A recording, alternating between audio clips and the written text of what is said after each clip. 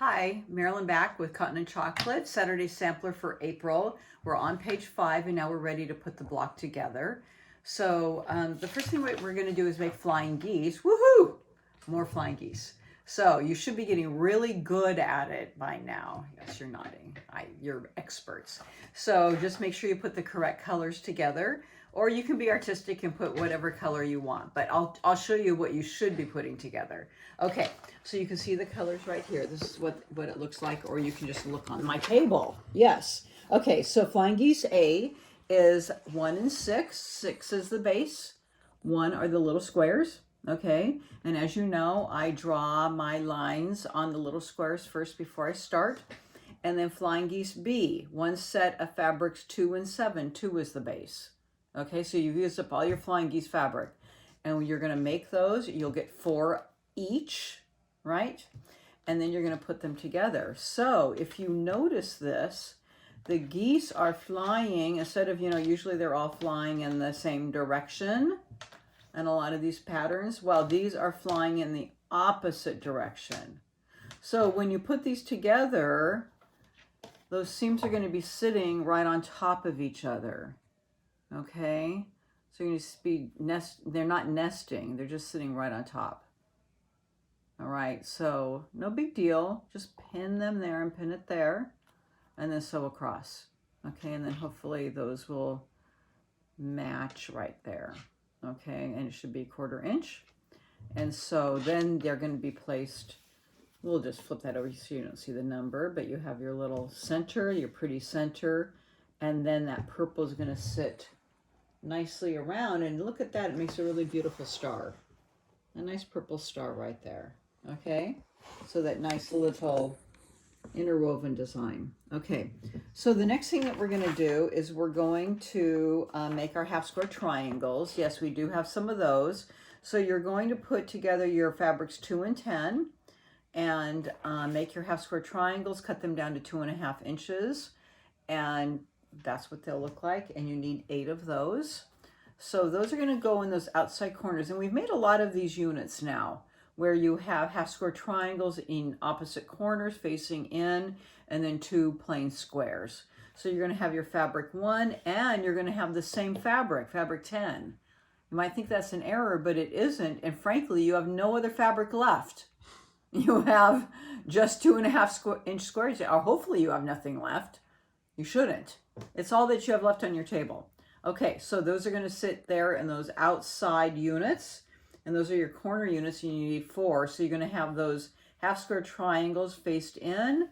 You're going to have a fabric 1 and a fabric 10 facing each other. You're going to sew those together to make it look like this. And you're going to, when you're pressing, you're going to be pressing towards, initially you're going to be pressing towards those squares. Okay. And then when I did my final press, I pressed towards the dark. So there's my unit. And that dark is facing inward, so you see that is facing inward. Okay, so that's the look of the block there. So here we have our corner units. I'll just kind of set that here even though it's not pieced. And then we have our flying geese units. So here's another one here. You can kind of get the look of the block with this one facing out. And then of course I'd have more facing around. And that's the look of my block. And as I said before, they all eventually become 9 patches that then we piece together. So when I press this, I always look like, how do I press this when I'm putting the final block together? Well, I look at which blocks have the least amount of seams. So here I would, of course, press towards the center because there's no piecing here. And then when I'm piecing it, of course, I put this block on top so that I can see that intersection right here. Okay, so if I'm pressing then the middle block towards the center, then this one I would have to press out so that these blocks nest. So hopefully that makes sense to you. So this is a very simple block. There's no, well, there is actually a little bit of matching right here. You have this little intersection right here that you'll probably have to pin right there so that those points match. See that right there? And I do pin because there's a lot of changes in value. So right here, when you're putting together, you can't see it now because I don't have a piece, but you want to, right here actually have a piece. So you have a nice little intersection here and an intersection here. So when I am piecing these, I am going to put a position pin in here with my nice, and I love these pins that we have at the shop. They either have a blue, you can't see it, but it's a clear glass blue head, or it's a yellow. They're a very fine pin, and that's what I use. So I'll position pin through that point there, and then I do it through this other point here.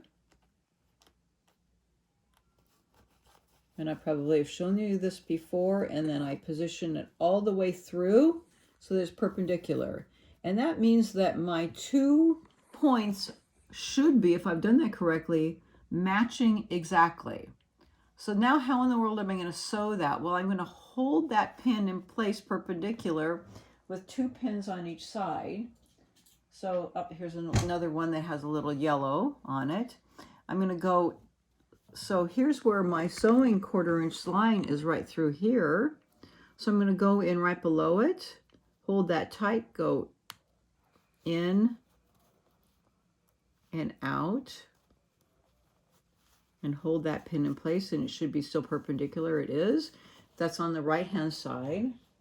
And then I'm going to go in on the left hand side, in and out, so that those are sitting below and above my seam line, but I'm still holding that pin perpendicular.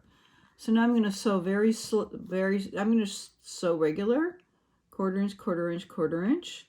But when I get to here, I'm really going to slow down. And so this is kind of like made a cushion where those other pins are. I'm going to go very slowly. My needle will go right over the top of these, and then I'm kind of pulling this out as I get close.